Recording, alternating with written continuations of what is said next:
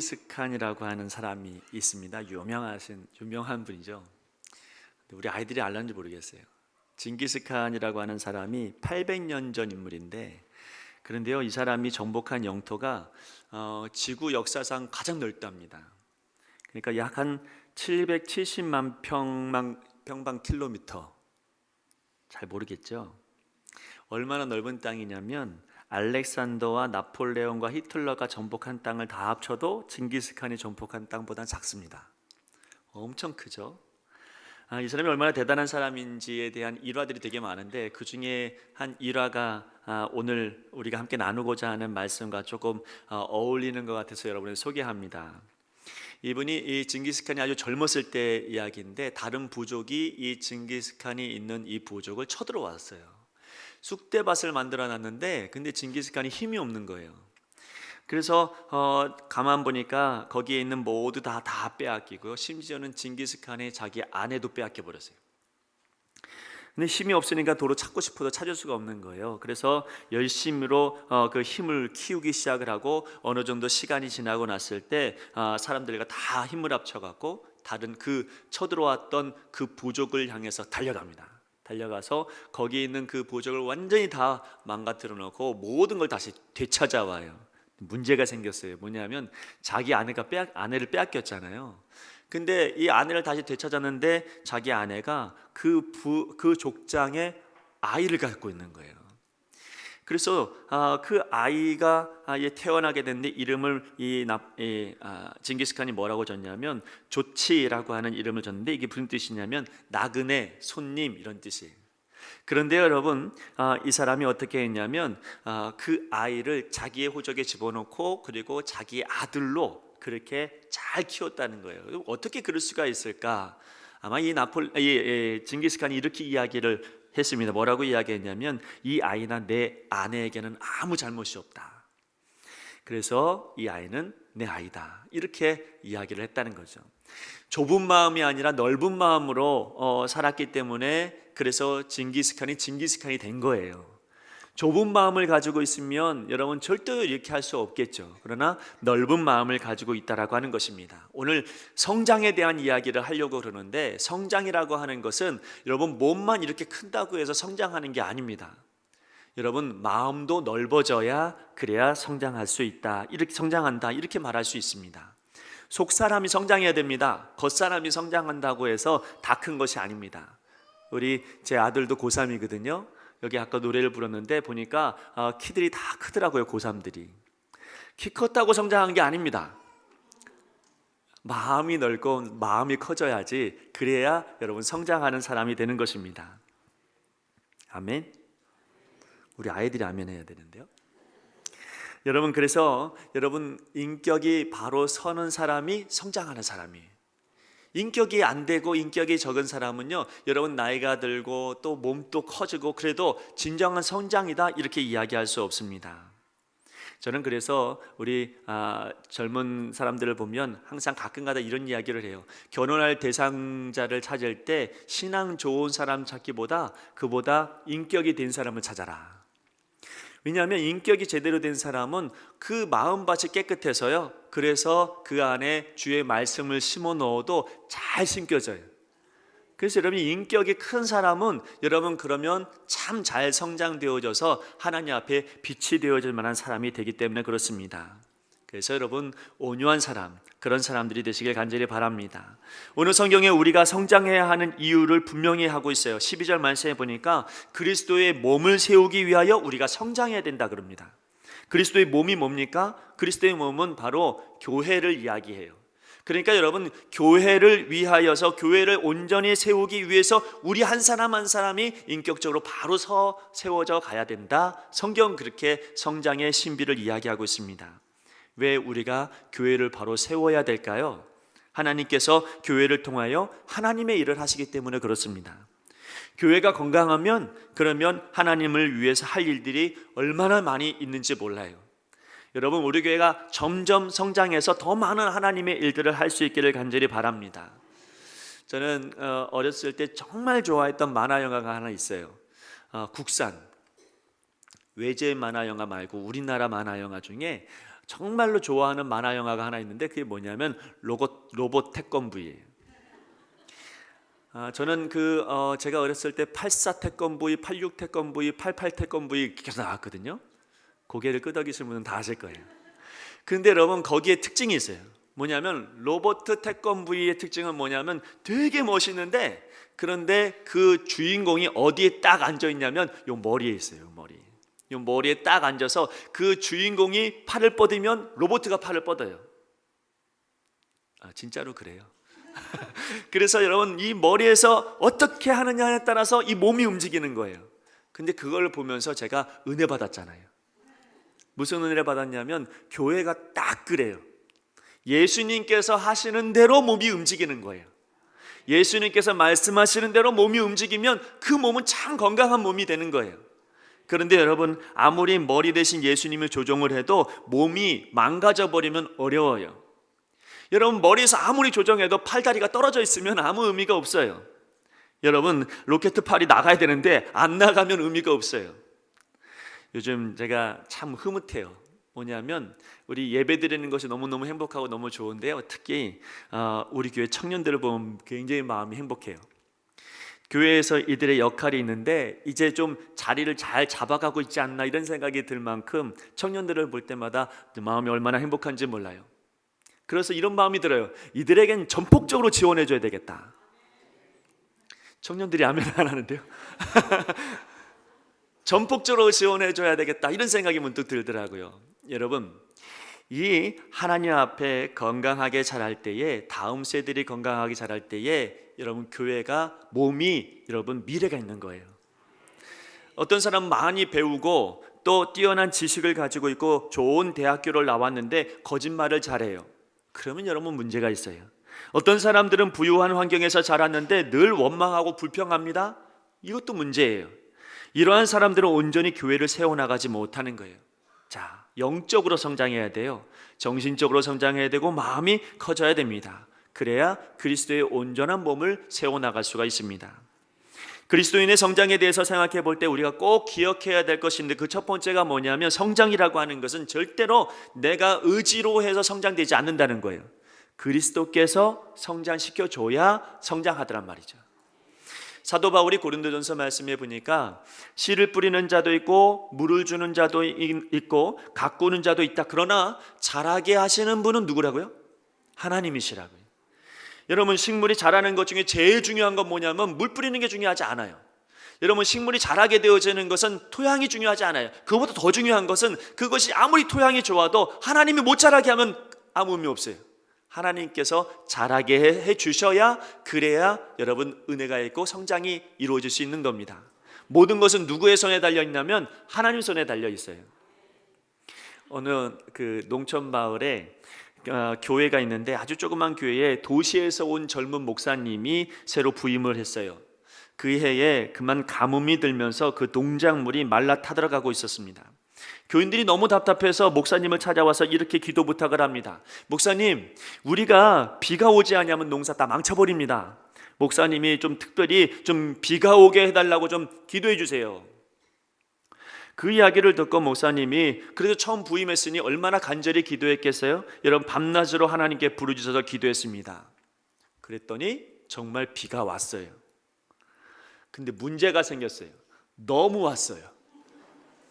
너무 많이 와서 여러분 문제가 생겨버렸어요. 농작물이 떠내려가고 집안에도 물이 가득하고 난리가 났어요. 그래서 교인들이 모여서 여러분 목사님을 찾아갔어요. 뭐라고 이야기하냐면, 목사님 농사를 전혀 모르니까 이 철없는 목사님이 오셔갖고 우리가 그 기도를 너무 많이 했다고 그렇게 이야기하면서 한탄을 하더라는 거예요.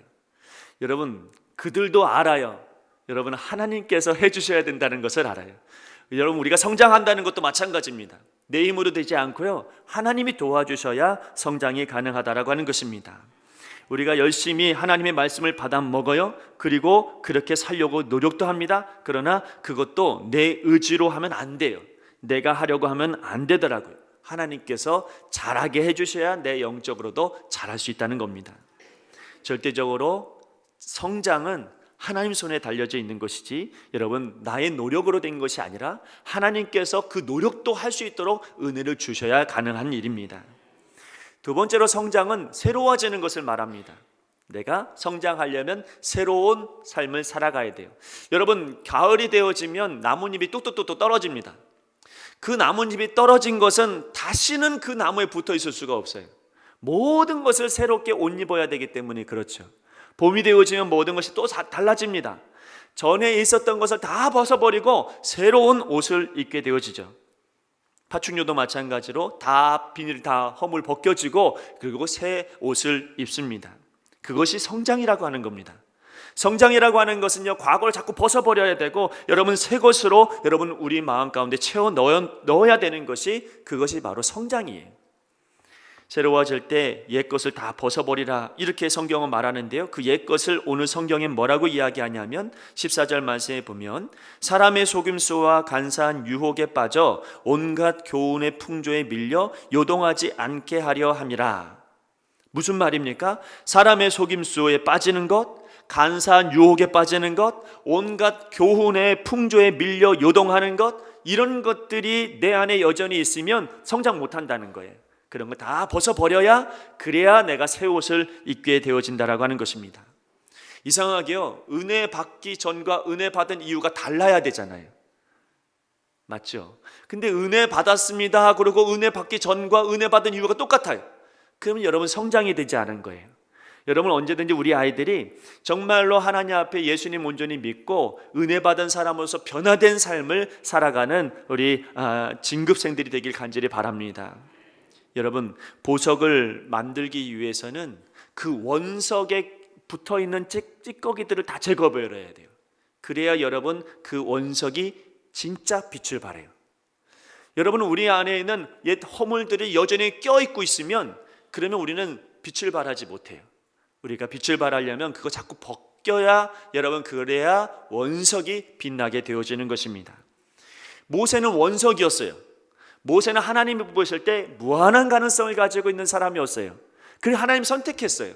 그런데 여러분, 모세의 마음 가운데 교만한 마음이 들고 부유함을 붙잡고자 하는 것, 왕권을 붙잡고자 하는 그런 어떤 마음들, 이런 마음들이 그도 알게 모르게 가지고 있으니 하나님께서 이 모세를 선택해서 성장하여 사용하시려고 하는데 모세가 여러분 그러고 있으면 안 되잖아요.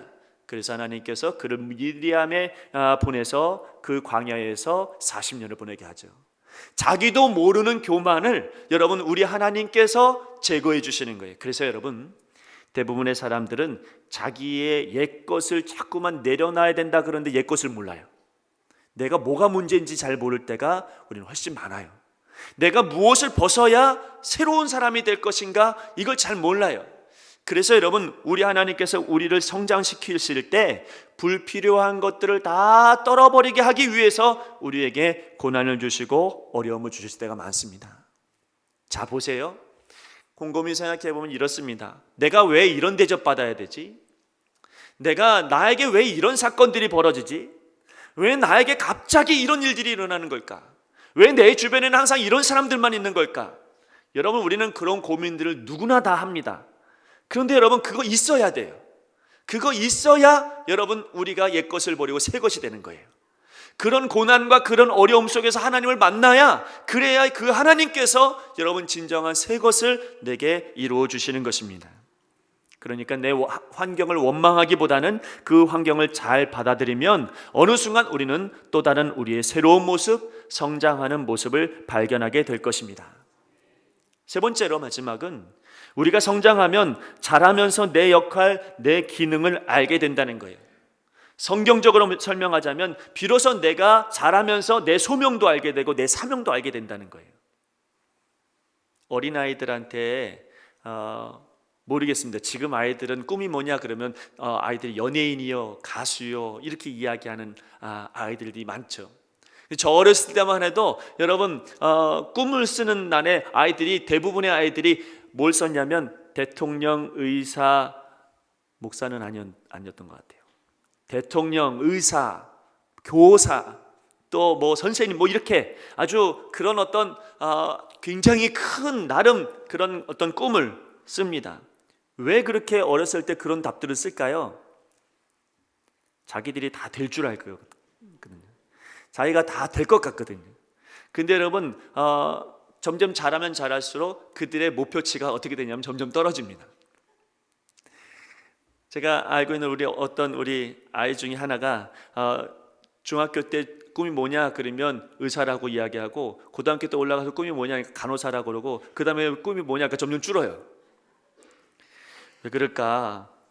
여러분, 점점 내가 할 수 있는 일, 내가 해야 되는 일, 내가 하고 싶은 일들이 점점 명확해지는 거예요. 저는 처음에는 뭐든지 내가 다 할 것 같은데 그게 아니더란 말이죠.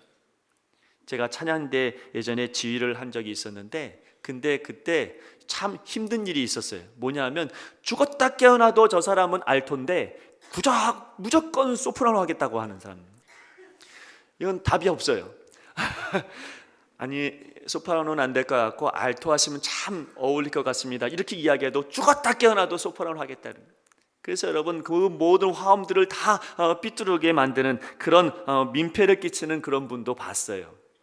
그래서 여러분, 우리가 영적으로 성장하면 내가 해야 할 일이 무엇인지 그거를 제대로 알고 거기에 힘을 쏟는 사람, 바로 그 사람이 성장하는 사람이에요.